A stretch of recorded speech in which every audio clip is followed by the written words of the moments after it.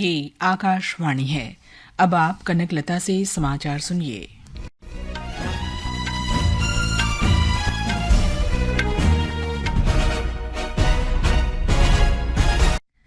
राष्ट्रपति द्रौपदी मुर्मू ने कहा है कि जनजातीय लोग प्राकृतिक जीवन शैली से संचित ज्ञान का भंडार हैं। वे आज भारतीय प्रौद्योगिकी संस्थान IIT भिलाई के दीक्षांत समारोह को संबोधित कर रही थीं। राष्ट्रपति मुर्मू ने कहा कि जनजातीय लोगों की जीवन शैली से सीख लेकर देश के सतत विकास में महत्वपूर्ण योगदान दिया जा सकता है। उन्होंने कहा कि देश का संपूर्ण विकास तभी संभव है जब विकास की प्रक्रिया में जनजातीय लोगों की सक्रिय भागीदारी हो। राष्ट्रपति ने कहा कि छत्तीसगढ़ की धरती आदिवासी परंपराओं और संस्कृति से समृद्ध है।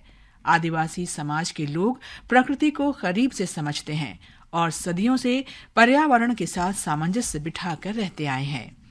समारोह के दौरान राष्ट्रपति ने 7 विद्यार्थियों को स्वर्ण पदक प्रदान किए। इस अवसर पर छत्तीसगढ़ के राज्यपाल रामेन डेका और मुख्यमंत्री विष्णुदेव साय भी मौजूद थे। प्रधानमंत्री नरेंद्र मोदी कल दिन में 11 बजे आकाशवाणी से मन की बात कार्यक्रम में अपने विचार साझा करेंगे। ये इस मासिक रेडियो कार्यक्रम की 115वीं कड़ी होगी। कार्यक्रम का प्रसारण आकाशवाणी और दूरदर्शन के समूचे नेटवर्क पर होगा। मन की बात आकाशवाणी समाचार की वेबसाइट और न्यूज ऑन AIR ऐप पर भी उपलब्ध होगा। दूरदर्शन समाचार, प्रधानमंत्री कार्यालय तथा सूचना और प्रसारण मंत्रालय के YouTube चैनलों पर भी इसका सीधा प्रसारण किया जाएगा।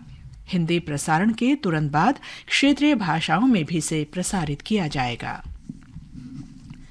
भारत और जर्मनी ने यूक्रेन में जारी युद्ध तथा इसके मानवीय पहलुओं पर गहरी चिंता व्यक्त की है।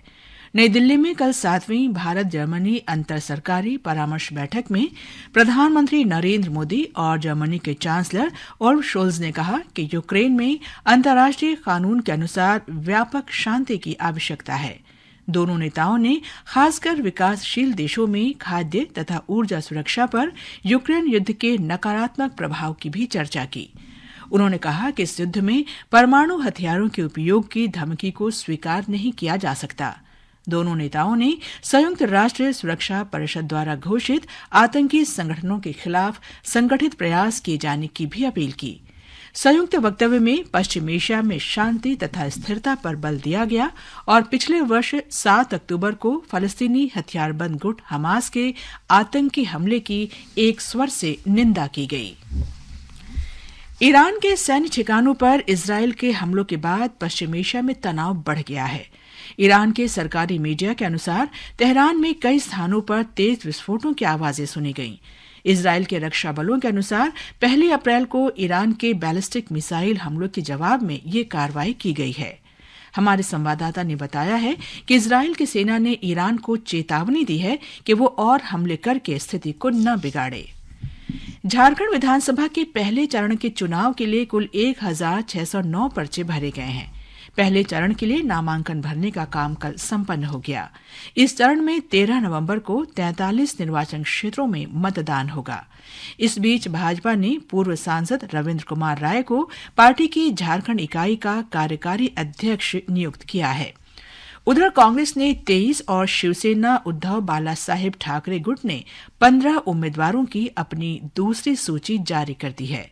महाराष्ट्र विधानसभा चुनाव के लिए 29 अक्टूबर को नामांकन दाखिल किए जा सकते हैं। मतदान 20 नवंबर को होगा और मतगणना 23 नवंबर को होगी।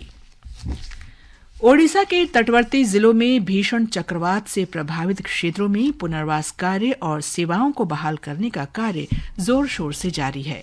हमारे संवाददाता ने बताया है कि चक्रवात के कारण कई इलाकों में बिजली की लाइनें टूट गई थी।